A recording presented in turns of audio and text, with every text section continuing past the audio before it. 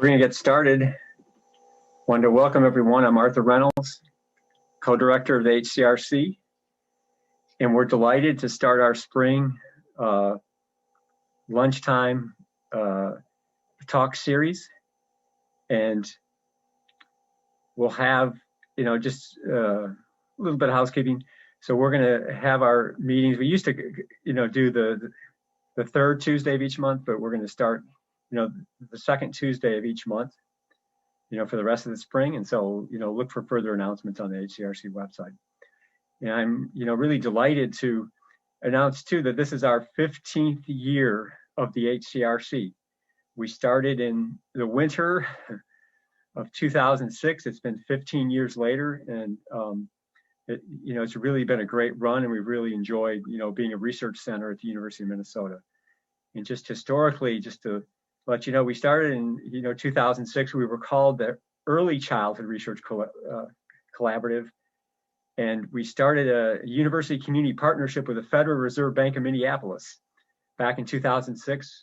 Judy Temple and I, as co-directors, a lot's changed since then, but in 2021, we're a research center linked to the Humphrey School and to the Institute of Child Development in the College of Education and Human Development. And our focus, since the time has been really identifying and disseminating cost-effective interventions. So in this talk, I really want to, revisit a theme that we actually had and started when we began as a center in 2006, the essential elements of early childhood programs in the age of the pandemic. And what I really want to cover is that a lot's happened. And I think if we look back to the vision of early childhood programs, we can go back to the Great Society era. And you see there from 1964, all the changes and improvements, the struggles that occurred since 1964, to the current time. So it was an open opportunity at the beginning of the Great Society.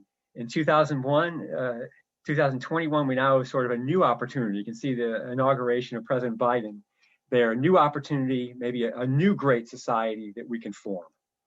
And I think the HCRC mission is really, as I mentioned, is dedicated to advancing effective public policies and programs for young children through research, outreach, and training that spans early childhood, birth to early adulthood and beyond. If you think back, around 2014, we changed our name to the Human Capital Research Collaborative because we knew that, continuity in development and child development, like I say, developmental continuity, that it's not over after early childhood. That's when, we can develop really a system and a vision for resources that goes, beyond early childhood to lifelong learning. At the HCRC, in collaboration with the Institute of Child Development and Humphrey School, we sponsor a number of studies, prospective longitudinal studies. The Chicago Longitudinal Study, which is one of the largest early childhood, impact studies in the world. Chicago Longitudinal Health Study with Northwestern University. The expansion of the CPC program called the Midwest Longitudinal Study.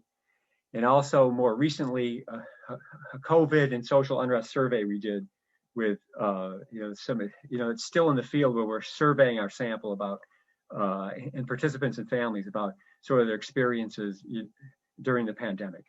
So lots of projects, and you can go on our website and see more of this as well.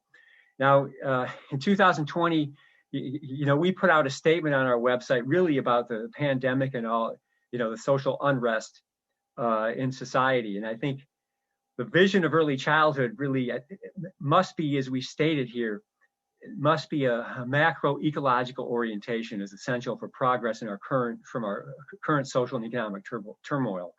This means high priority must go to scientific inquiry that's dedicated to research, innovation, action research at the level of not just the individual, but within the context of the larger society and structures. That vision of early childhood must include this macro ecological vision. And so that means we can't just study individuals and families or just schools because we're missing the macrological orientation. And to think about the changes in research, I think human capital research is also, needs to change given the turmoil of the economic health and social changes we've seen. But we have to do better to ensure that quality and effective investments increase. We reassess and reflect upon past advances and shortcomings and restructure accordingly. And I think it's a vision for us to think about. And I think one of my favorite quotes from all time, it is Black History Month, Martin Luther King: "Not everyone can be famous, but everyone can be great, because greatness is determined by service." And if we go back to the great vision of the Great Society, the war on poverty, we can see the service, in the service to America, a huge number of changes and progress, points in society occurred, during that early era of 1964 to 1968. The Civil Rights Act of 1964, Economic Opportunity Act of 1964 too, that really is the funding structure that Head Start began in the Community Action Program. One of the greatest names of all time, VISTA, Volunteer in Service to America, is a voluntary service learning program that still exists today. The Social Security amendments of introduction of both Medicaid and Medicare amendments in 1965, Voting Rights Act, and also the Elementary and Secondary Education Act. And that was the act that funded the child parent centers in Chicago those first years, and also the Civil Rights Act of 1968. So huge improvements that occurred in the 60s because of this action orientation. And I want to go now to the Community Action Program. If you think about the Head Start vision, and this is where we think about the early childhood vision, we need to think about and talk about Head Start. It was the first federally funded early childhood program in the country, in the nation's history. And it began as a community action program. And I think it really instituted 4 major improvements to early childhood programs. Back in 1965, we didn't know what comprehensive services was. So I think actually the most important vision that Head Start gave us as a country was this comprehensive service mission. And what that means is that you're providing direct health, education, family support, and social services, social welfare, broader services. And there are also that the grants that Head Start gave, the grants went directly to communities that were applying to the programs, bypassed states entirely. So that direct funding was really important to set up sort of a local flexibility in design and implementation, that program directors could really implement almost any plan that they wanted to, as long as it had some evidence base. And then over the years, this larger vision, this empowerment vision, the community action vision, was really this comprehensive service vision. And again, many parents were employed as a function of their participation in the program. And so a large percentage of families over the years, parents have become employed as classroom assistants, going up to teachers and beyond. So that's sort of the vision. So what's the vision today of early childhood? That first vision was, let's establish a structure of early childhood education that then we can expand around the country. It isn't, but preschool is not universal today. So the early childhood vision for today is one universal preschool for 3 and 4-year-olds. And President Biden made this vision as part of his campaign, that I will provide and make sure that all 3 and 4-year-olds, regardless of income or circumstance, have access to pre-K and preschool programs as part of his plan. And he'll be rolling out a plan, I think, later this year about that. But in that universal vision plan, that all states should implement with everyone within the context of these essential elements. And then another one that I think is dear to me especially is certainly this idea of establishing and scaling P3 elements. It's not just about preschool, but it's about ensuring that gains can be sustained. So that's the vision for today. And can we achieve this vision by implementing a series of essential elements in these large-scale programs? So and we think back historically, we have 50 years of research, and what we've learned from the landmark early childhood studies that have followed participants from near birth all the way up to the 40s and beyond is these 6 common elements. And these provide a foundation for us understanding the 10 essential elements that I proposed with Susan Newman back in 2006 in Governor Peleni's School Readiness Summit. And I'm going to talk about that. One is that, so these were common, like why early childhood programs and landmark studies got these high return on investments, these 6 features. One, they had small class sizes and ratios, no more than 17 to 2. There was an intensive focus on readiness skills within a developmental philosophy, comprehensive family services that is the Head Start vision. Teachers with at least a BA or compensation competitive with public schools. Frequent monitoring and feedback for improvement, well-supported organizational context. And that well-supported organizational context, I mean, there's a professional system, there's a support system within the community, within schools that provide this enriching, nurturing environment that will address this macro ecological context. Now, you might ask, what are these studies? Well, I can list them: Apostarian Project, Perry Preschool, the original child-parent center model, Nurse-Family Partnership, the Cornell Consortium of Longitudinal Studies, huge studies. Some of the Head Start studies, too, that were locally implemented would fit into this. And so what are the overarching EC principles now that we need to think about? Is that I think when I look at these 10 essential elements that we proposed back in 2006 and revisit them, I think looking at it today, I think we need to, given the pandemic and the social unrest, we need to have these overarching principles. So the 10 elements that I'm going to revisit built within these principles must exist to get the maximum benefits that we need from society. One is a supportive and enriching organizational and social context for learning is foundational to these optimal benefits. So this larger support structure, that's a nurturing structure and nurturing support. That gains is principle one. Principle two is that gains are more likely to be initiated and sustained as the number of key or essential elements present in programs increases. Okay, so here's the list. And so these 10 essential elements and the change from the Minnesota Governor's Summit on school readiness from 2006. So on the right-hand side, you see what changed. Some things didn't change. Really, essentially half the elements have changed in some significant way based on advances in research. The others are, largely the same. And what I want to do is just, quickly identify that these 10 are elements. They're not principles, but they're really the elements that programs should aspire to and implement as part of this rollout of the universal access vision, that President Biden has articulated, that was articulated, by former President Obama. One is provide universal access for all. That is a change from 2006 because in 2006, the evidence wasn't quite as strong. And so we went for more of a targeting strategy. And I might say the original vision, the 10 visions, was developed by me and Susan Newman, a professor at the University of Michigan, used to be Assistant Secretary of U.S. Department of Education, U.S. Department of Education. And so to provide universal access for all is one vision. And so the changes that you see here as a function of new research and new advances in knowledge, since, that time. Begin by age 4.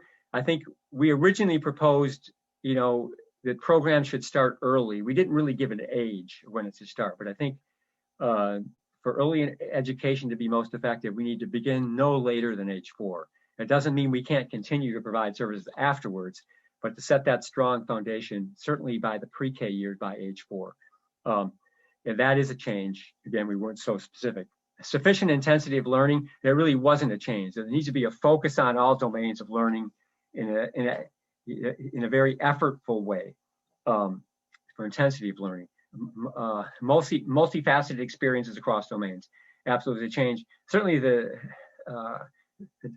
diverse set of instructional strategies, both teacher-directed and child-initiated, field trips, a variety of small group, individualized and large group play is really, and instruction is really important. And that's, I'm going to show some examples for that. Highly trained professionals and ongoing professional development really is not a change. Accountability system, it's a much more, leadership-driven system today as well. And I'll talk more about that as we go on. Comprehensive family services hasn't been a change. The small classes and class ratios is a little bit of a change because in the original school readiness summit, based on the evidence base, we just said, less than or equal to 20 to 2.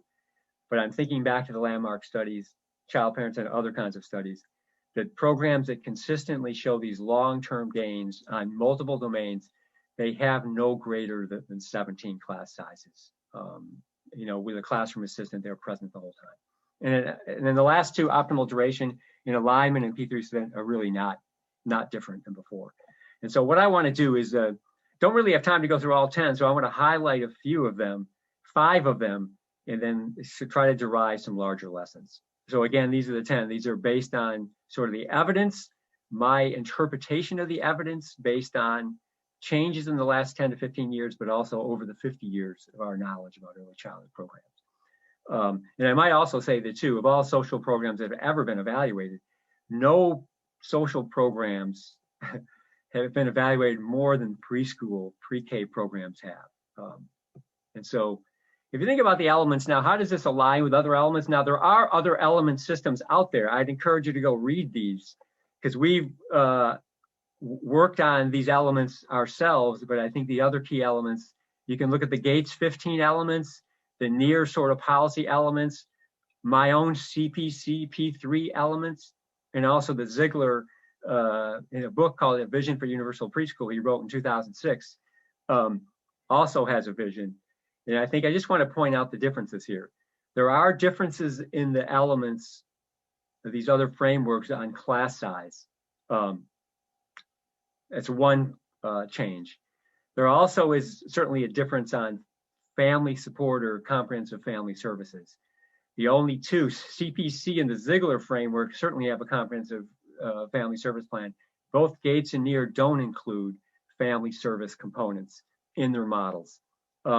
But the others are, I mean, the other elements are generally the same. The only other difference might say is being more explicit about the number of hours per day and number of years.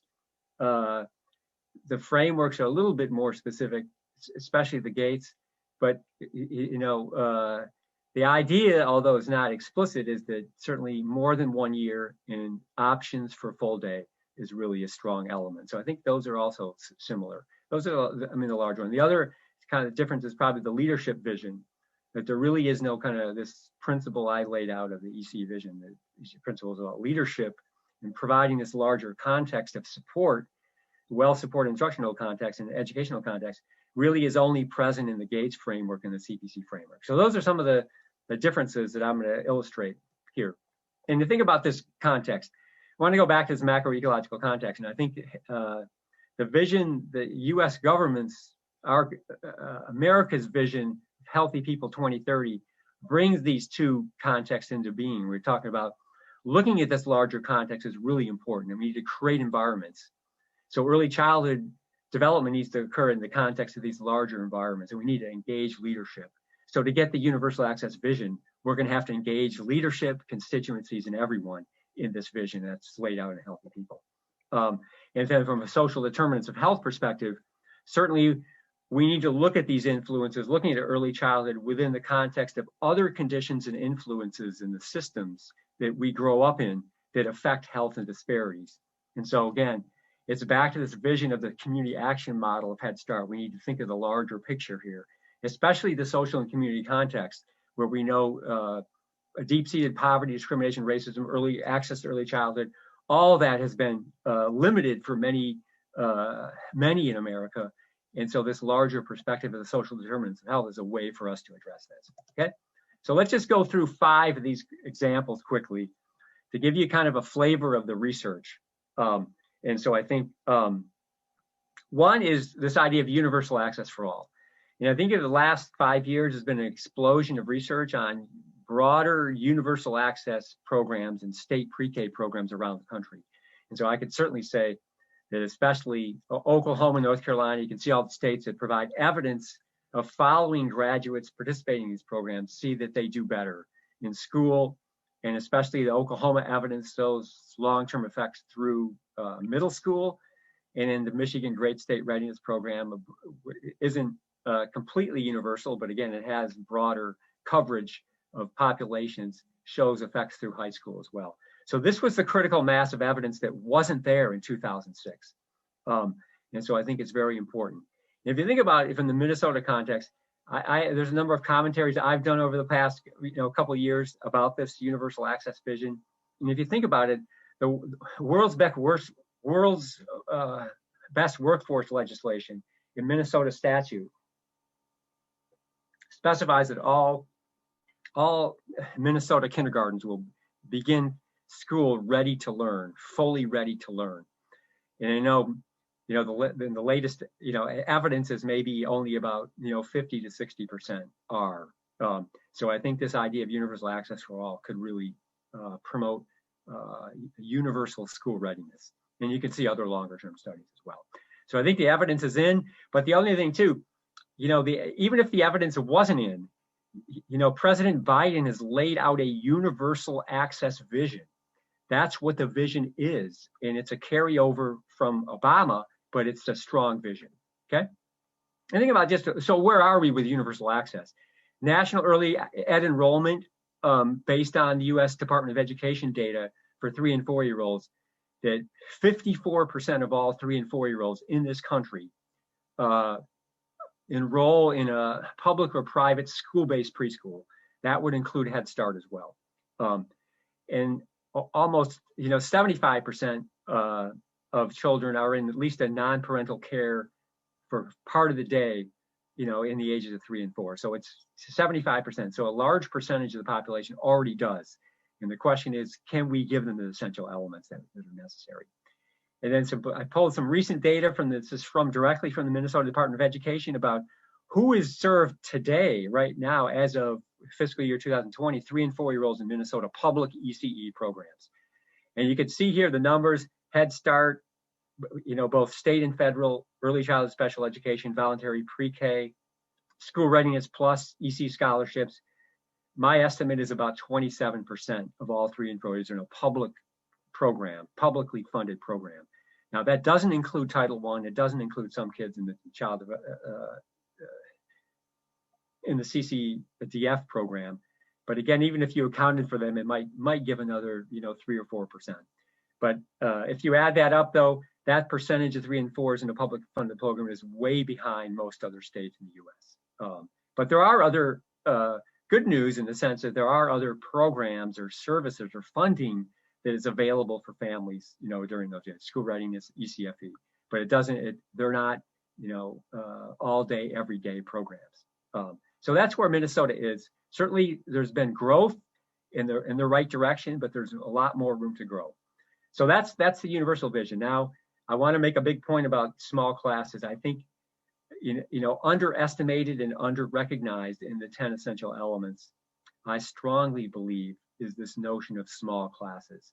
Actually, if you look at state pre-K programs around, what NEAR puts out every year, if you look at the maximum class sizes, those numbers are going down. I mean, states like New Jersey, Maine, and others already mandate, 16 or 17. So they're already following these essential principles. But again, there's a long history. I just want to emphasize, there's a long history of studies that document these positive influences of small classes on intensity of learning, responsiveness, teacher satisfaction, leading to sustained gains. They have a list of the studies here, all the landmark studies, a major child care staffing study back in the 90s, NIC's child care study, Head Start recommendations, the Tennessee Star, CPC, NEAR, all of it have a wide swath of evidence. Let me just point out here, the Washington State Institute of Public Policy, great reviews of social programs from K to 12. I highly recommend the website. They've done a meta-analysis on class size. So the improvement in achievement per one less student in the classroom. And you can see here, this meta-analysis in 2007. So for each, and this is in effect sizes. So it'd be, you could look at the K2, the 3-6, and you can see here for each, one fewer student in each class, effect size goes up about 0.02, which is maybe like a half a month of performance gain. And so if you're going from 22 to 17, you get a kind of significant improvement in average achievement, for children in the classroom. And that's K2. And of course, the effect size a little bit greater earlier. They didn't include preschool in these, but you can see the general pattern here. In 2013, when they redid this analysis and updated it, you could see that the effect size is greatest in the earliest years. And so by extrapolation, you could say the preschool would probably be in that ballpark of kindergarten. And so, and their cost benefit data showed that about $3 to $5 return on investment per reducing class sizes by a significant amount beginning in preschool. Okay, so that's a strong vision here. Now, in our own Midwest, and we're lucky enough in the Midwest CPC expansion that included Chicago and St. Paul, Evanston, and others, and also continued to be funded by the Gates Foundation, we were able to examine, in Chicago in particular, a comparison of achievement gains on school readiness skills of kids with a class size of 17 or less compared to 18. 19, you can see it's all negative. So compared to 17, class sizes of 18, 19, 20, it's all worse. And what that means is that the average performance of kids in small classes, yielded, a 15 percentage point increase, you can see, in school readiness skills. So that means we'd be going from, 60% of the children in that classroom being ready for school in kindergarten, which is pretty much the Minnesota average. It went up to 75% if the class sizes were 17 or less. And those are major differences. And I think over time, we're seeing these gains sort of continue, over time. So in summary, these effect sizes, you can see here, compared to a class size of 17 versus 20, the effect size is about a fifth of a standard deviation from the usual state standard. And what that means is essentially about a 3-month performance gain. So that's a third of a year of academic growth in preschool. That's sizable, and that's not a trivial difference, okay? And you can see here, now, why does that happen? Let me just point out one thing. Let me just show you that the teachers they're more satisfied with their instruction for one thing, but I just want to point out they're more responsive. So you can see as the responsiveness of instruction based on observations in the classroom, if the class has less than 17, we found that in 60% of the classrooms we observed, there was more responsiveness to instruction, whereas it drops down as time, as class size went down. So that's one thing. The teachers can be more responsive and creative in the classroom if there's fewer children there. Okay. So that's the small classes, which is really a big one. So a second thing, in concert though with small classes with a multifaceted engaged learning experiences, there's a lot of evidence that this matters. And so what this is that time matters. Time and quality in the classroom for learning activities matters a lot. Active and engagement in learning also matters a lot. A balance of instruction and responsive and tailoring. So let me give you some examples of this from some of our own work in the field. And so all the landmark studies in all the sort of the state pre-K programs today that show gains that sort of stick, they stay with children as they grow, from New Jersey to Oklahoma, all have evaluated classroom environments that are strong. Not that they're perfect, not that they're a 5-star program necessarily, but they're a 3 or 4-star for sure, and that's what yields some of their gains. Let me give you some examples. So in the Midwest CPC, so again, comparing the original landmark study of the CLS to the Midwest CPC, and this, look at the effect size, and this is Chicago, St. Paul, Evanston. You can see that kids in the child parent centers in the Midwest CPC program compared to children that are in other district-funded pre-K programs, got a half a standard deviation, about a 4 to 5 month gain. And so, and then the higher the dose, the greater the gain. And that was maybe not as great as the impact was that we saw in the original studies, but keep in mind, in the original CLS study, we're comparing kids in CPC to children and families who are in home care, that most of the children were not in center-based programs. And so the difference that you see, that half a year gain, it's not because of just any program, it's because of certain characteristics that those programs had. And that is the multifaceted learning, sort of the bigger dose, the greater importance of development. And so here's the one, you can see here. So why does that difference show? And this is the reason why. That when we observe in our own observed ratings, kind of the engagement, the task orientation, getting things done, the active learning that's going on, CPC kids, preschool and kindergarten CPC classrooms showed much higher levels of engagement than control classrooms. So then that gives us evidence consistent with the landmark studies, because of the pre-K studies, that this is important, this is multifaceted. And what that means is a balance of, instead of 100% of teacher-directed instruction, it should be 50-50 or 60-40. A broad array of activities, field trips, a wide variety of activities, that makes a difference. So that helps gains stick and last. And you can see here, in the original CPC cohorts, you can see long-term effects into adulthood, that we see these gains. So why do these gains exist? Why do they last until age 35? My argument would be that, one, certainly they are meeting the elements, the 10 elements, but especially they're meeting this idea of the multifaceted instructional sort of approach. And take one example here, the income. CPC graduates from preschool are more likely to have sort of wages that are livable wages at age 35 versus the control group. Now, why is that? And in some work we've done, both Sue and I and Jasmine Ernst and I have just been reporting that kids that are in centers, there is a high amount of child-initiated activities, learning by doing, active engagement, field trips, that those are the centers that are linked to these long-term gains in economic well-being. So the instructional approach centered toward child-initiated activities, that those are the centers that led to these gains in income, and also educational attainment and others. So a real important story there, and you can see the other differences, okay? Now you can look at this in a broader way, that of course you add these up, and so if you have full day program in small classes and you have this more task-oriented approach, that adds up, that snowballs to larger effects, okay? And I'm going to skip that. And we saw longer term gains in all these things as well, okay?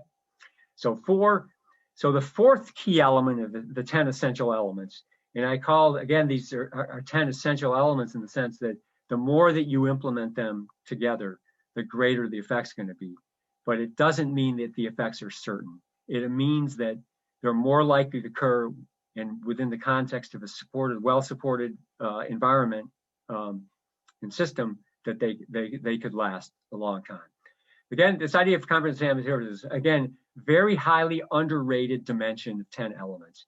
And I think, both the near and the Gates elements, they're just wrong about the evidence, and they're wrong about what we know about the impact of parent involvement. Because again, if you look at the research, over 50 years, not a single early childhood program has shown a high economic return or sustained effects into adulthood without a substantial family support services. That's absolutely a fact based on the evidence. And why is that? What does that mean? Of course, we need a larger action orientation. But you think about it, the 5 hypothesis model that I put together back in 2000, 2 of the hypotheses or the reasons why long-term effects occur in childhood programs. One is the family support hypothesis, which is named after Yuri Bronfenbrenner, and another is the school community support hypothesis. And so you can see here that that's a mechanism. That's why we see these long-term effects as well. And again, it's important to promote this family system within the program with this larger macroeconomic context. And I think some of the mentors in the CPC, they said it a lot better than I could share data with you to show. And if you think about Sonia Griffin, for example, is a mentor in the CPC program, used to be a longtime director of the Child Parent Center program. That school home involvement gives parents that active part in a child's life, in addition to helping supervising homework. This involvement goes beyond that, includes time, reading for pleasure, conversations, watching TV, being out and about the community. There's that larger vision of empowering community action orientation. That's what parent involvement provides.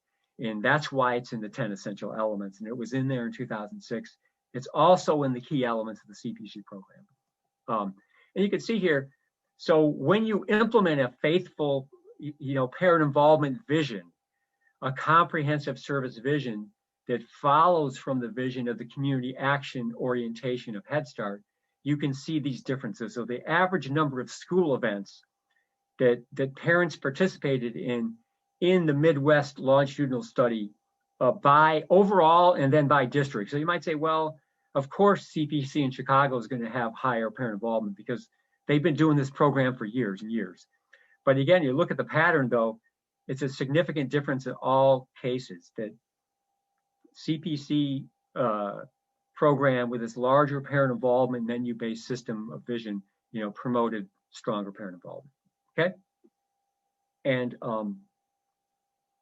I think in St. Paul, for example, where we modified a little bit the CPC program, and it worked, phenomenally well. We also, St. Paul again has kept most of the small class sizes even to this day.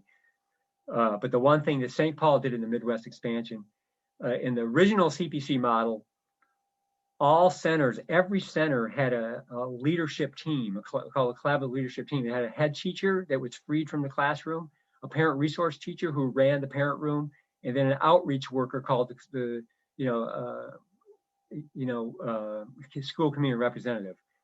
So in St. Paul, we modified the program to have that team can serve 2 schools instead of 1 school because you save money that way. And what we did when we implemented that modification is we really found very similar effects. So what that means is some of the cost factors, I think, show a realistic picture here, and you still see those large gains, 3 times the gain in terms of parent involvement events in St. Paul compared to Chicago. But one of the reasons is it's a little bit modified program from CPC. And then the idea is that we're going to look at this in this larger vision. This larger parent involvement vision fits within the larger reform models, I think, of school reform models that fit into this P3 theme. And I just want to make a couple of examples. And I'll just lead you to, if you're going to read one book on school reform, one book on community schools, read James Comer's book called School Power.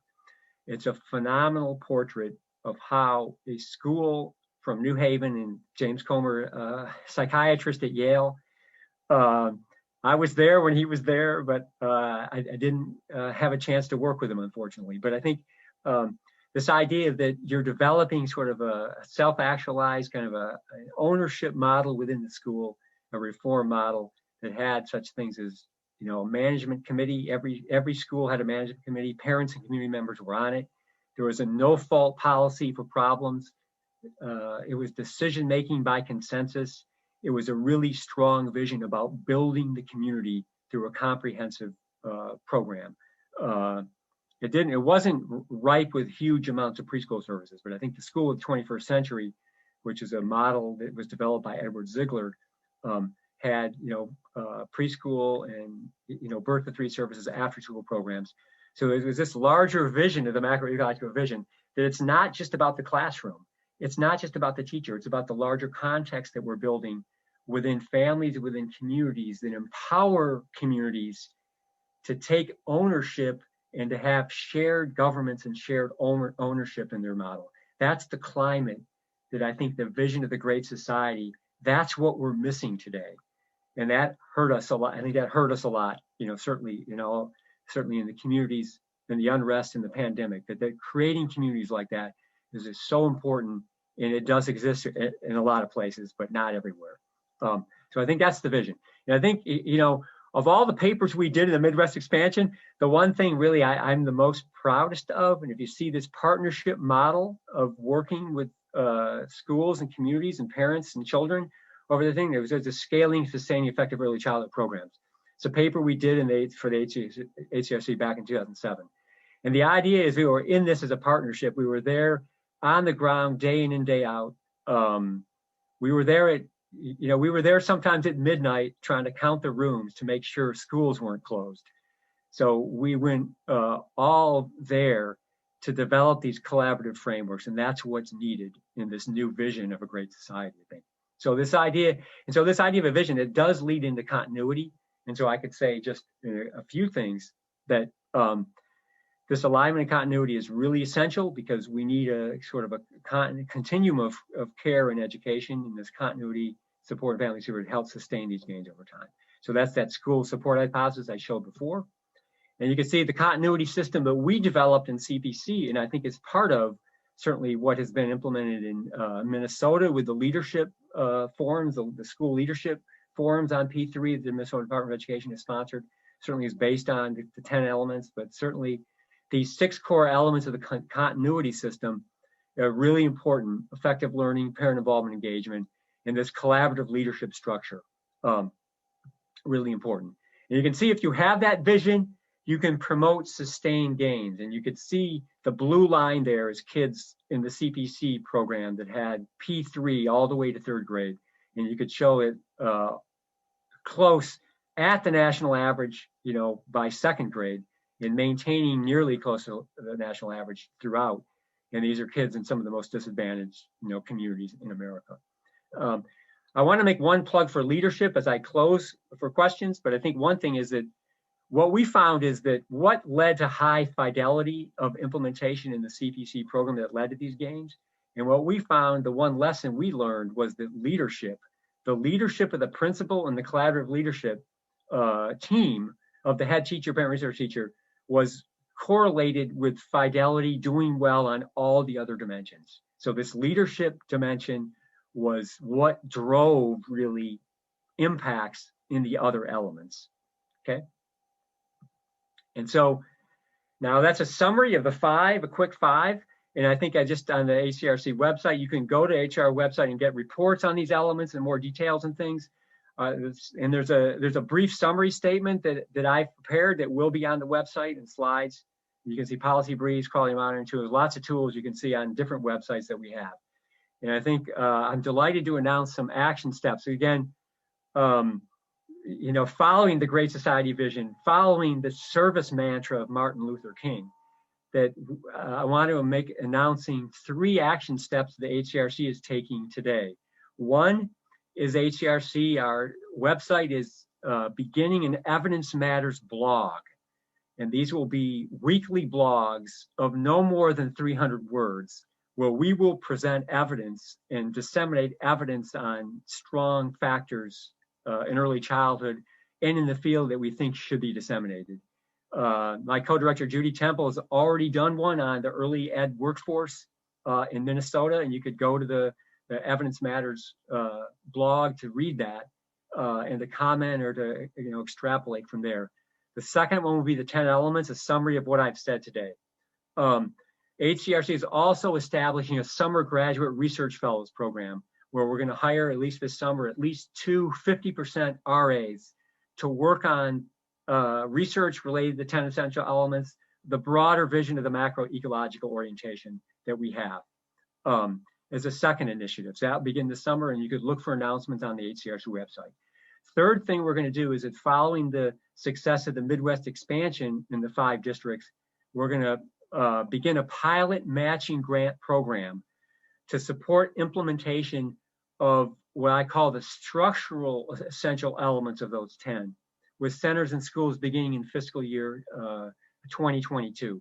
The structural elements meaning leadership and small class sizes or other structural reports and continuity that districts, we may reach out to districts, but districts will have a statement on their website, you can apply for this. What we did so effectively, and actually matching grants we received from school districts and from partners in the community in the Midwest expansion, which was an I3 project of the U.S. Department of Education, matched over $100 million in matching funds that were used to sustain the services in the CPC program because of our project at the University of Minnesota. And how we did that was we made a 50-50 matching requirement. Yeah, you only have the funds to hire half of a teacher, half of a classroom assistant. We'll provide the other 50% to have a classroom assistant there for the whole day, and then we'll work with you to help sustain it. So we're in it for the 50-50. It's when it has to be 50-50, okay? And then the fund accounts for the program is, just to remind people, go on the website, that we're greatly to have support from HCRC fund accounts. The Lorraine M. Sullivan Memorial Fund for the Child Parent Centers, the original founder of the Child Parent Centers in Chicago. We have a fund that's dedicated to her. People can make contributions to those funds. The Human Capital Research and Innovation Fund is another fund to help bring these, innovative features that people can donate to the university to go to HCRC. We also, as of today, accept digital currencies, both Bitcoin, stable coins and Ethereum. And I want to just point out this slide was done before Elon Musk's announcement of you can buy a Tesla with Bitcoin, but we accept the digital currencies. Maybe it's the only center on campus that does that, to contribute to our vision of the world. And so in closing, I want us all to think big, think back to the 60s, think big for early childhood goals, universal access with essential elements, think macroecologically, not just individual and families, but the larger community. Human capital equals human development in policy. We want to be interdisciplinary, and we need to have evidence, and we all got to do better in researching, disseminating, and making sure that service counts today. So thank you, and our Sustaining Gains book, you can see that there. So I want to stop there. I'm just about on time. We have time for questions or comments. So really thank you, and then you go to the website and Zelle, but I'm happy to take some questions. We have about 15 minutes. Arthur, if you stop sharing your screen, then you can see the participants. Okay. All right, you can see my pretty face. All right, great. Any questions?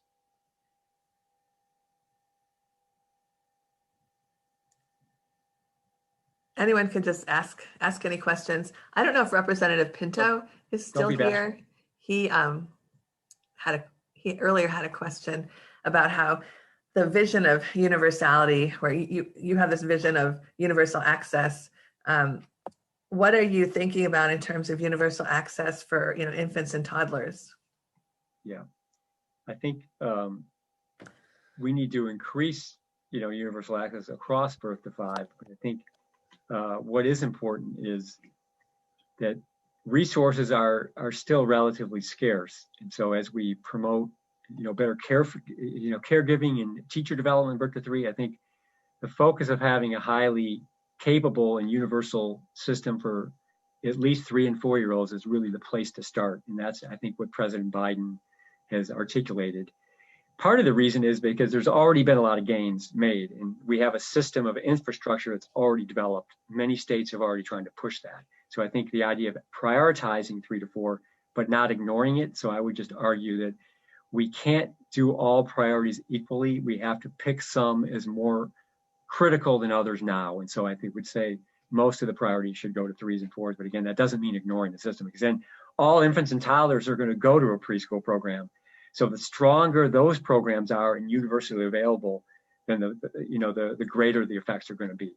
And so I really need that. And the other hand too, I just say to anyone, if you look at the evidence, if evidence matters, it's very clear that the impact evidence for pre-K programs for 3 and 4 year olds is way better than the evidence for birth to 3. And that doesn't mean birth to 3 isn't effective. Just that means we haven't figured out how to do it as well as we do it for age 3 to 4. And that's an evidence matter. That might be another blog post. Yeah, questions? Do you think there would be supply issues by scaling up to universal preschool in terms of teachers and filling those positions with qualified, effective teachers? I think it would be a challenge that has to be worked in. I think in some of the, the stimulus funds, the stimulus proposal, the administration, President Biden, is to build, early childhood centers construction, but also, teacher development. So we'd have to bring teachers along in terms of providing ongoing professional development and training and ongoing support, which would be very important because, again, this is where Head Start was back in the 60s and 70s. Most teachers didn't have bachelor's degrees. They didn't have access to training as well. So we bring in, as part of the universal system, and of course, state of Minnesota has a, birth to 5, preschool development grant to look at this. So you need to bring teachers along and provide a strong training and steps along the way where they can make improvements. And then as they're teaching, and we have certainly a mixed delivery system, because the other thing is that it can't all be in schools because there isn't enough space. So we have to have also a mixed delivery system. But again, schools are going to play a prominent role. And so I think that has to be built in to increase ongoing professional development. And that certainly is a key essential element And that would have to be a big part of the 3 and 4 system. Absolutely.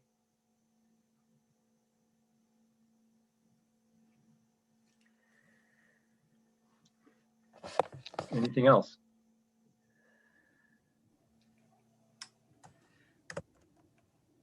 I have another one if nobody else does. Comments, yeah. We have some bashful people here. No. Go ahead. Go ahead, Brad. So with Chicago Public Schools, they're like with the threatened strike and all the kind of issues they've had with going back to school. Like, do you know if CPC sites are still like? Do you think there's still more parent involvement, even though parent involvement now is very different than what it was, a year ago, a year and a half ago? Like, it's sort of the expectation for CPC parents above and beyond sort of like what's going on, like helping their kids learn from home and then something else, or is it, like what's happening with that sort of thing now? It's more working on the home involvement front. And I know the team, the family resource team that they have in the child parent centers can be more responsive during the pandemic to provide these activities. So the school community representatives, so they have more resources to bring to bear sort of the home support for learning. But certainly there's been a hit. I think the idea is that the planning, like Chicago Public Schools now is back in person. There is a threatened strike, but they've struggled, with online as most districts have.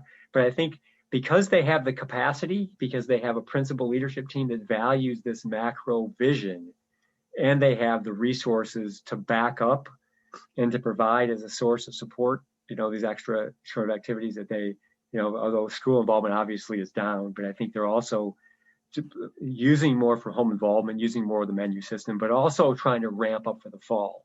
And so the other thing too, so you have these resource supports, really the planning is going on heavily in all districts, Minnesota, everywhere, about what are things going to look like in the fall.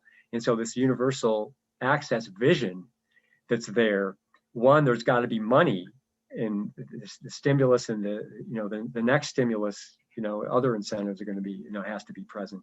But again, it's also going to mean, additional contributions from school districts to make sure that they have these, living really strong systems up. And so I think that vision is a planning vision. So how do we implement effectively the 10 essential elements when it's harder? Because, it's going to be during the pandemic or hopefully at the later stages here, how to do that. It's going to need sort of these extra investments. So I think the federal, state, local partnership is really going to be critical here. But we're here to help. Like in Minnesota, for example, I think the seeds of it are there. It's just kind of expanding onto that vision. But again, certainly the 10 essential elements, if they were present in a lot of districts a year ago, they're less present now. And so the question is, we have to ramp them back up. And I think, and as Brant knows too, maybe 80 or 90% of the CPC classrooms pre-pandemic, were hitting the essential elements. It's taken a hit, so we need to get it back up there now. It's in terms of this as a development effort. But that's the priority. We already know there's a national priority that hasn't been there for many, many years. And so that's a good thing. Arthur, there's a question in the chat. Do you see the chat? It says, what is the value of physical buildings to education? What about reusing empty retail spaces instead of building new buildings to free up resources for other teachers, professional development, et cetera? Do you have thoughts on that? Yeah, those are great points. I think using a dedicated space, I think construction space is really important. I think the one thing that I think has been a benefit, if you look at the well-supported, if you go back to landmark studies, all those programs were in centers that were close by to schools or community-based and had a strong, infrastructure to have things like family resource rooms and physically located service systems. And they're also in like wings of schools where you have an early childhood wing that would take out first and second grades because you have to put early childhood in them. And so we have to build out. So building out this P3 system, it does require using all available space in the community. But one of the things we did learn in the Midwest expansion is you don't have to be a co-located school or a co-located preschool You don't have to be in a school to get the benefits of the CPC program, because we work with many community partners. So what it means is, yes, use those spaces that are available, build hubs, build community-based frameworks as close as possible to schools as you can, but they don't have to be in schools. But there is an infrastructure. Construction, though, is a big cost. Reconfiguring schools in those spaces is a big cost, but I think it's actually the $1.9 trillion initiative does include construction spending for early childhood centers, in addition to other incentives for teachers to further their professional development. I mean, if it passes, but it's likely to pass. Great questions. We got to go full bore on that, and that would be part of the universal plan. If Minnesota implemented universal access, we'd have to do that in terms of linking in a collaborative way and using all the space that's available. Good question.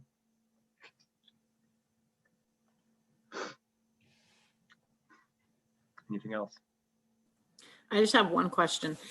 So we know when we're talking about expanding to universal and the issue of having enough teachers, and then we have the idea, that preschool teachers don't make a lot. So we have like two problems that both are answered by money. Do you have an idea, which is more important to prioritize? Is it raising the salaries so that there is this incentive, or is it numbers? Because obviously we can have more teachers if they're paid less. So what do you think is the priority, or how do you solve that?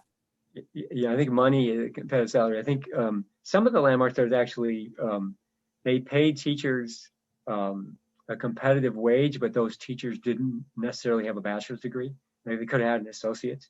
That was true, like in the Apostarian project is a good example. So, but I think salary makes a huge difference. It affects the infant and toddler domain too as well. So I think as part of the stimulus, and some of the proposals are that increasing or providing aid for increasing, childcare and early childhood salaries, with like matching grants with the feds and states is really important.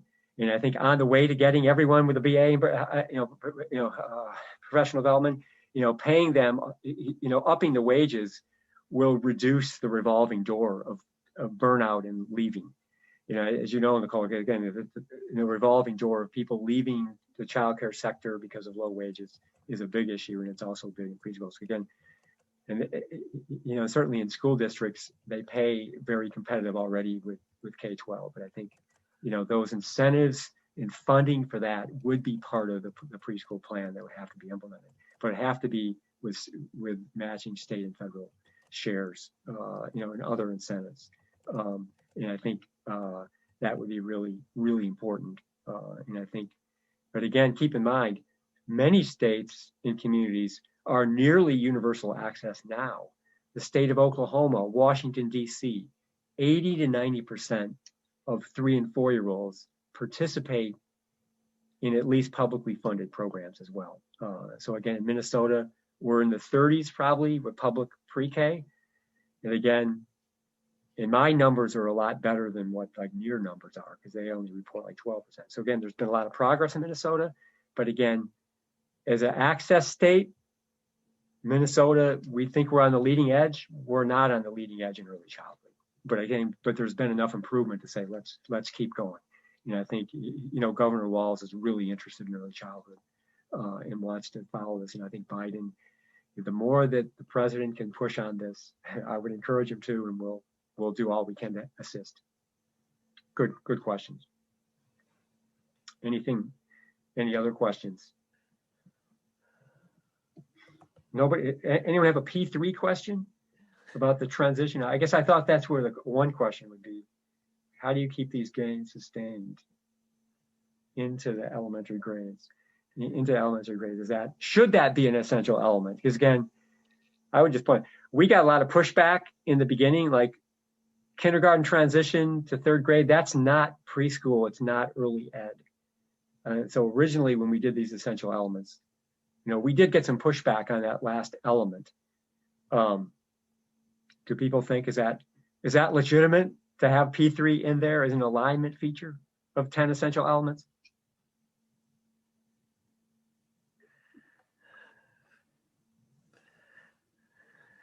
Did we get that right? Y'all must be agreeing with me. But I would say in HCRC, we define early childhood development, just to know, as the first decade of life. And again, it's one of the reasons, we changed our name. But again, it's the whole first decade, and it's birth to 9. So I think, middle childhood has gotten a little bit of a short shrift. But again, we think that's the vision, and I think we want to work with everyone on that vision. Unless there's a last question, I guess I would just finish up and say that we're really excited with these announcements. I just want to point out that this blog, the Evidence Matters blog, is really important, and everyone knows all the misinformation that's out there about science and about social science, and so we see more of that coming, and we want to contribute to that. And the interns program and the matching grant program really follows our success in the Midwest expansion. So we're really excited with these initiatives, and we're great. And I don't know, maybe Judy, do you want to give a plug? Like, what is the first Evidence Matters blog? Well, I wrote the first Evidence Matter blog post on the early childcare workforce.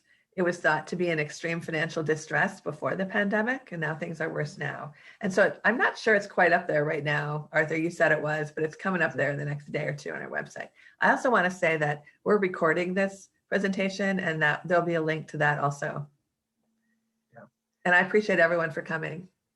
Yeah, great. And I just want to say, look at our website, and we're revamping and expanding our website with the help of Joe and Nicole and everyone else in the HCRC and others. And we're really excited by the initiatives, but I think now's the time. But again, the last thing I just say that now's the time for action.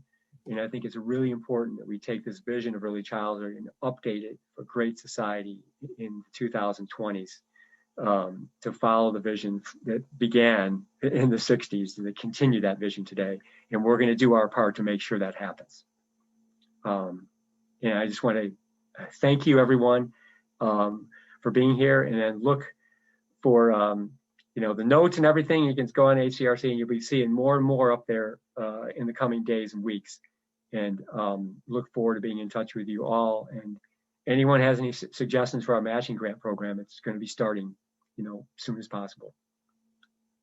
Well, I want to thank you, everyone, and we'll end it here. And I guess I'll stay on if people have other questions. There used to be like in person, you could stay after, but so feel free to go off, and we'll talk to you soon. And look for the next announcement for the next talk. All early childhood themes. Thank you.